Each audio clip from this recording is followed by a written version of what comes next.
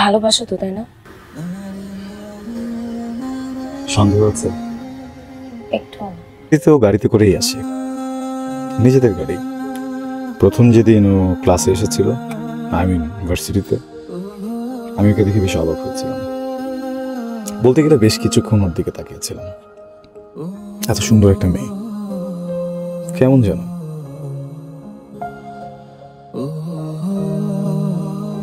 ওই দিন গাড়ি থেকে নেমে গেটের ভিতরে কিছু দূর হেঁটে যেতেই অন্য ডিপার্টমেন্টের ছেলে একটা কাছে গিয়ে ওকে সরাসরি বলল হাই। আমি দূর থেকে তাকিয়েছিলাম আর মনে মনে বললাম, আসতে না আসতে ছেলেগুলোর নজর কেড়ে নিয়েছে। আমি রাফি, ইংলিশ ডিপার্টমেন্টে আছি। তুমি? আমি কোন ডিপার্টমেন্টে পড়ি সেটা আপনি একটু কষ্ট করে নিজে বের করে নেবেন। আর অপরিচিত মানুষকে তুমি বলা আমার একদম পছন্দ না, আশা করি এটাও আপনার মনে থাকবে। আর জেনে বুঝে গায়ে এসে পড়ে কথা বলা মানুষ আমার একদম পছন্দ না, প্লিজ এটা মাথায় রাখবেন। এটা বলেই হাঁটা দেয়। মানুষ সুন্দরের পূজারী, কে না চায় সুন্দর কোনো কিছুকে নিজের করে পেতে। ক্যাম্পাসের ঠিক পাশেই আমার খুব পছন্দের একটা রেস্টুরেন্ট আছে, সানসেট ভাইব। যদিও পছন্দ হওয়ার বিশেষ কিছু কারণও আছে। রেস্টুরেন্টটা ভয়ঙ্কর রকমের পকেট ফ্রেন্ডলি। সারাদিন বসে থাকলেও খুব বেশি একটা চিন্তা হয় না। সেদিন একটু বেশিই বসেছিলাম, বের হয়ে দেখি সন্ধ্যা হয়ে গেছে। তার মানে আমার শেষ বাসটাও মিস।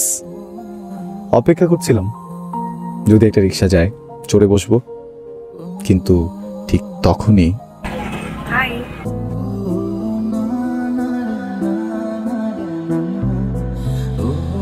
তুমি আমাদের ইউনিভার্সিটিতে পড়ো না?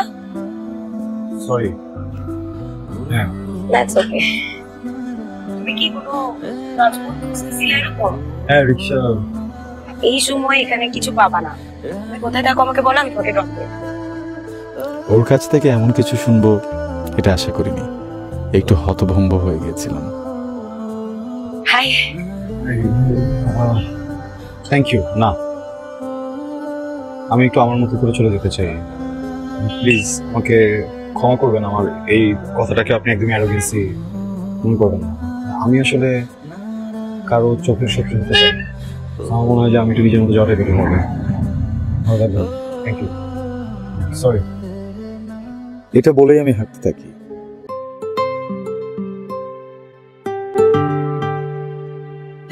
সেদিন থেকে কেমন করে যেন ওর সাথে বন্ধুত্ব করে ফেললাম।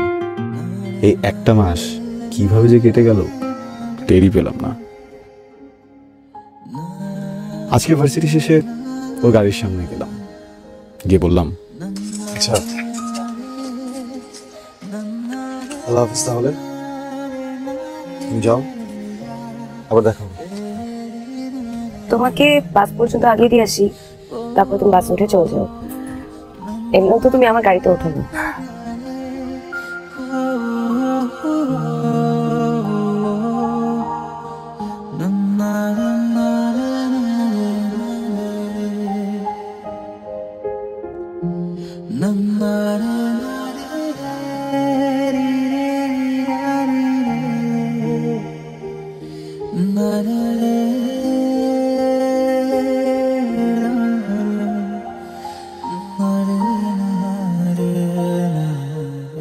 অনেক দূর তো চলে আসছি, এবার তাহলে তুমি চলে যাও, আমি একা একা যাই। আর তোমার ড্রাইভারও কি না কি ভাবছে কে জানে। গাড়ি পেছনে আসছে, ড্রাইভার কি করে ভাবছে সেটা নিয়ে যদি আমি কিছু মনে না করি, তুমি কেন মনে করছো? বাস আসুক, বাসে উঠো, তুমি যাও, আমি চলে যাবো। না, আজকে তুমি আগে যাবা, আমি এখানে আরো কিছুক্ষণ দাঁড়িয়ে থাকবো দেবদাসের মতো। অনেক কিছু ভাববো, ভেবে তারপর চলে যাবো। আজকে না লেডিস ফার্স্ট হোক। ওকে, বাই। কথা আমার কথাটা মুচকি হেসে মেনে নিয়ে চলে গেল নিজের গাড়িতে। আমি ওকে বাধা দিতে গিয়েও দিলাম না। ড্রাইভার চলো। মনে মনে চাইছিলাম আমার সাথে আরো কিছুটা পথ হাঁটুক, আমার জন্য আরো কিছু সময় বিলিয়ে দিক। কথা ওর গাড়িতে করে চলে যায়। আমি আসলেই দেবদাসের মতো করে মনে মনে কিছু ভাবছিলাম, আর আকাশের দিকে ঠিক তাকিয়ে থেকে মুচকি হাসছিলাম। ভাবতে থাকি, মেয়েটা দেখলে মনে হয় একরকম, আর মেয়েটার মনটা আর একরকম। হঠাৎ একটু পর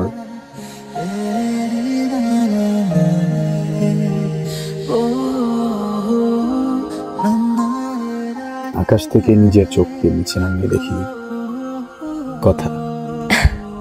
হাই, আমার আরো কিছুক্ষণ তোমার সাথে থাকতে ইচ্ছে হচ্ছিল। আমি আরো কিছুক্ষণ থাকি।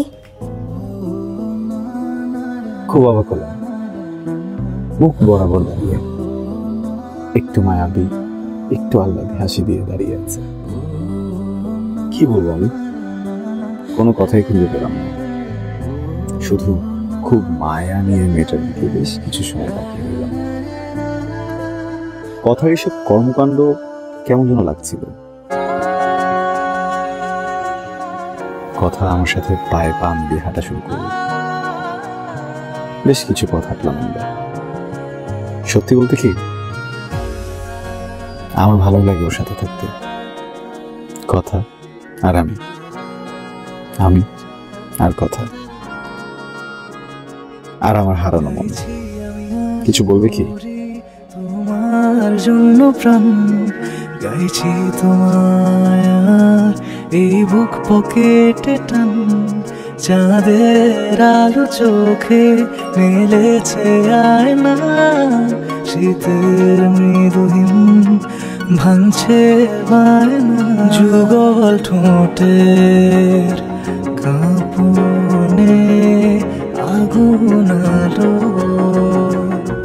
মায়ার চাদরে ভাবছো যখন দেবান্তরে, ভুল জমেছে রোদের খামে, আবার যেদিন নিজেদেরকে জানার আগে, বোঝার আগে আমরা কেমন যেন একটা মায়ে জড়িয়ে গেছি, তাই না? তুমি বড়জোর আমাকে নিয়ে কতটুকু জানো? আমার নাম, আমি কোন ডিপার্টমেন্টে পড়ি, আমার বন্ধু কারা, এতটুকুই তো।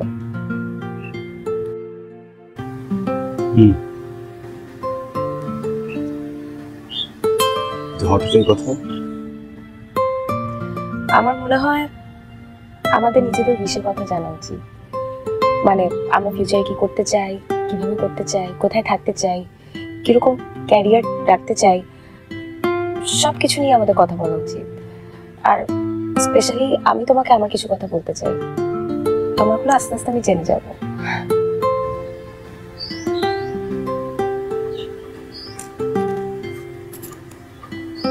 তোমার কাছে খুব মিস্টেরিয়াস মনে হচ্ছে, কোন সমস্যা? যেমন ধরো আকাশের মন খারাপ, ও বাড়ির পছন্দের কিউট বিড়ালটা খুঁজে পাওয়া যাচ্ছে না, কথা হচ্ছে। তুমি আমার কথা বুঝতে পারছো না। আমি তোমাকে আমার কিছু কথা বলতে চাই। আমার মনে হয় তোমার এই কথাগুলো জানা উচিত।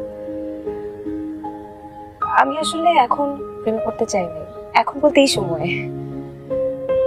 আমি তোমাকে পছন্দ করি, এখান থেকে পিছপা হওয়ার আর কোনো কারণ নাই, কিন্তু আমার মনে হয় এই কথাটা শুনলে তুমি একটা বড় ধাক্কা খাবে। শুনেছি প্রেমে পড়লে নাকি মানুষ 7 সমুদ্র পাড়ি দিতে পারে। তোমার ধাক্কার জোর কতটুকু বলতো? আমি কি সমুদ্র পাড়ি দিতে পারবো? যদি পারি কোনো সমস্যা নেই, কিন্তু যদি মাঝপথে ডুবে যাই তাহলে অবজেকশন আছে। যদিও কেউ কাউকে কখনো বলিনি, একটা প্রশ্ন করি।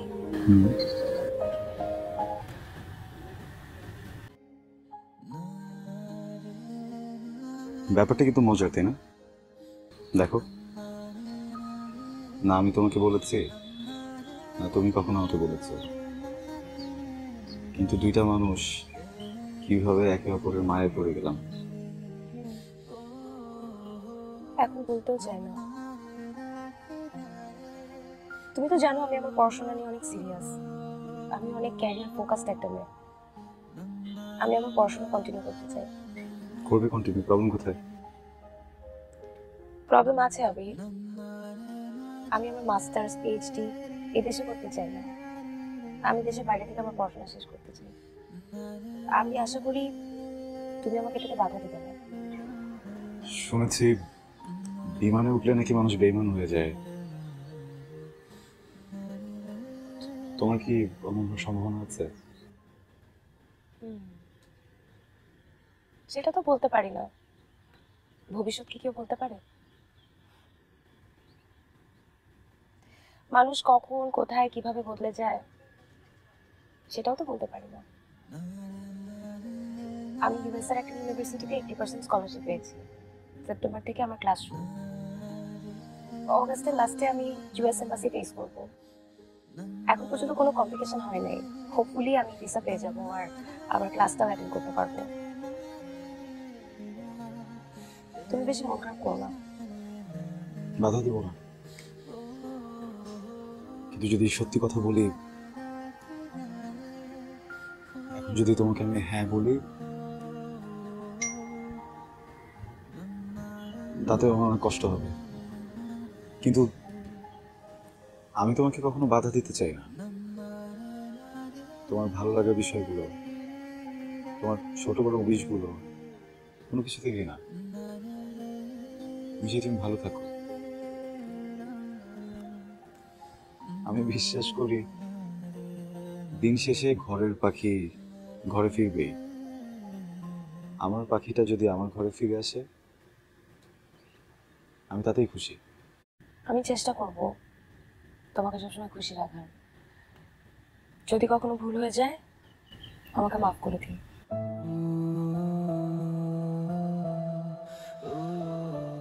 আমিও চেষ্টা করব তোমাকে খুশি করো। দেখো যেটা ভালো মনে করো।